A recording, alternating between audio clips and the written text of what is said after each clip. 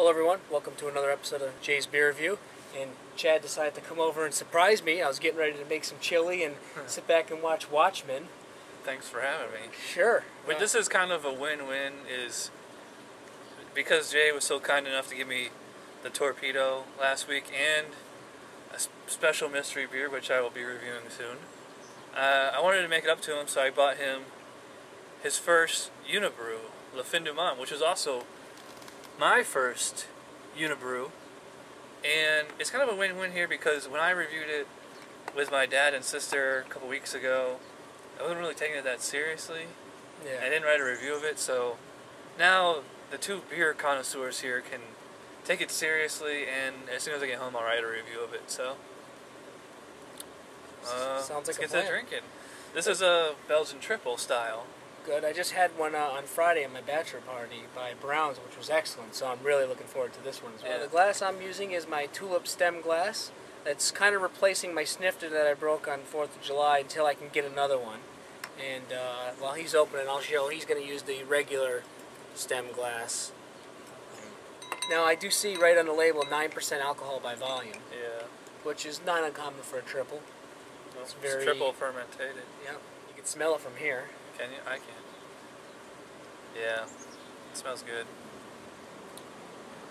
Now this is my first time I'm ever having a beer from them, so. And now that I had the the triple from Brown's, I'm probably going to compare it to that, Yeah.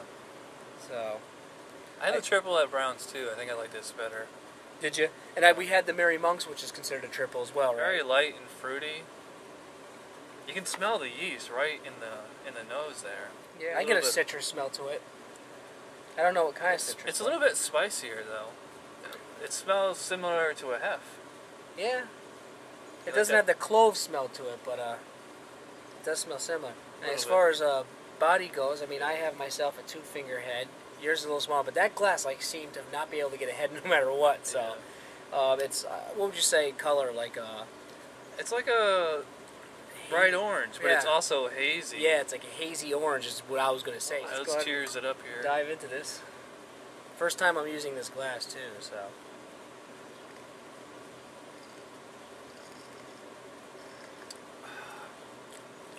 It is spicy. Yeah. It's spicier than the Merry Monks. This does remind me of how the Schneider Weiss and Brooklyner combination, Hoffman Weiss. It reminds me of how that tasted. Hopfenweiss. Yeah. This is a lot. I'd say this is more spicy than that. Which is interesting because I think I even said the same exact thing in the Merry Monks as far as the spiciness. Yeah. Well, I mean, they're two totally different styles of beer. I mean, that's a Hefeweizen and this is a Belgian triple. It's sweet, but it's spicy. It's very, very spicy. Yeah, and compared to the triple I had on Friday night, granted I was drunk, I think the alcohol flavor in here is more dominant. Like I can definitely sense it easier. Like Yeah. it's right there. It's not overbearing, but it's there. Like I have a feeling after I'm done drinking this, I'm gonna smell like a wino. The problem with this beer is you can only really drink it in sips. It's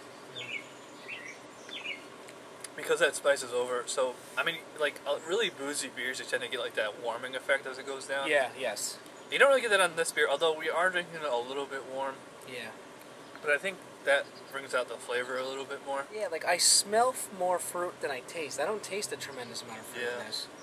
You know, I think the light body throws you off. You're thinking it's going to be something like a summer beer, some kind of like apricot wheat or something, but Yeah. It's not. it's very wine-like though. Yeah. It is leaving a dry aftertaste. What's going to be interesting for me is because I have not had a tremendous amount of triples, so I have to try to grade this when I do my grade based on, like, if I compare it to other beers that I like, I have to say this is not the style of beer that I love. Yeah, I'm not too crazy about these really authentic Belgian styles. Especially this is a Trappist style. It's not a Trappist beer. But It's difficult for me to grade because it's like I don't want to give it a lower grade because maybe I don't fully understand how to enjoy these beers yet. But I have had a few, Belgian triples that I have liked. So it's like yeah, the one I had on this, Friday. I like this better than the Merry Monks. Yeah, and I don't know what I gave I that. think it's maybe easier to drink. I think I gave that like a 3.6 maybe. The Mary Bunks, and I do like this better. But I have to say the one I had on Friday I liked better than this. I like this better than the Browns one, actually. Did you? Yeah. See, what I liked about the Browns one was, I mean, the smell. I love the aroma of it so much. And this, I don't. This is not blowing me away. It's very spicy in the nose and the palate. I mean, I don't really taste the alcohol in this, and I don't really feel it. Especially considering that it's a little warm. I'm feeling it. Really? I just started feeling it. I don't taste it that much. Plus, I got about 30 pounds on you. Yeah, I feel it after a half a glass. I did get a scent of, or a taste of banana just there. Yeah. That's the nice thing about these beers, though, is they kind of have like a very complex palate. So, like, the more you drink, the more flavors you're going to notice. And the more you drink them, the more you tend to start enjoying them because you start recognizing the complexity and Right. you drink more. You're like, oh, you start to hit this hits you, then this hits you. Yeah. And that's what I do like about beers like this. Yeah. I see a lot of beer reviewers on YouTube who they only drink this much of the beer and then they make their call.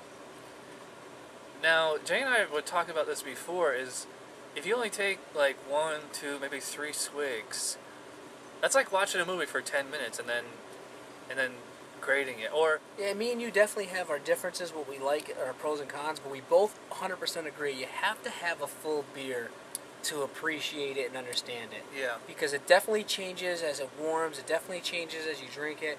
Yeah. Sometimes beers get better as you drink them, Yep. and some beers you take a few sips, you're like, wow, this is great, and by the time you're halfway through, you're like, oh, I'm getting sick to my stomach. So Yeah, wholeheartedly agree that these Belgian style beers are, yes, they're much more complex, and this is definitely an acquired taste. yeah. Because, like, even beer geeks like us, is like, we can only really drink this in sips because it's, like, so spicy. Well, I think what it is once you really get to a top level beer drinker, you're gonna things like this. They love. I mean, they really find the greatness and the complexity of the beer. Yeah. I'm still more of a simple beer kind of guy. Yeah, You know, so I'm with you there. you know, Because I wouldn't consider this an absolute best of the best beer, but I would say it's pretty darn close. it's a darn good beer. Yeah. But yeah. for my personal liking, I'll still stick with the nice robust, porter or stout over this. And that's not to discredit this style of beer. It's just for me, Yeah. I don't love this. It's not just- a real heavy, beer connoisseur might say, well, you're just a pussy. You don't know what you're drinking, or you're like, well, yeah, maybe I'm just a pussy. And the strongness and the complexity of this beer is not doing it for me to give it a top-rated score. But Yeah, I mean, I gave it an 8 out of 10, and now that I'm drinking it again, I would still stick by that rating. Is that it's a very good beer. I think the drinkability is what kind of brings it down a little for me, and like the aftertaste. I would say, for me, because I'm starting to think about going away with the whole grading because it's relevant. It's sometimes irrelevant. Arbitrary. They're arbitrary, yeah, exactly. And the bottom line for me is I don't think I'd buy this again. But I would not turn it down if someone offered it to me, Right. or if it was in a fridge. It's the kind of beer you have to like really be in the mood to drink. Yeah, like I'll never just say, I think I'm gonna have this today. Well, anyway, we've been railing for a while. Now I'm gonna do my final chug. You gonna do it with me? Sure. Even though it's not really a chugging beer. No, not at all.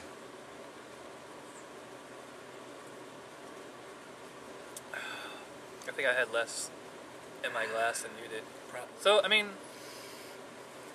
UniBroue, or UniBroue, or if you really want to be correct, it'd be UniBroue, Yeah.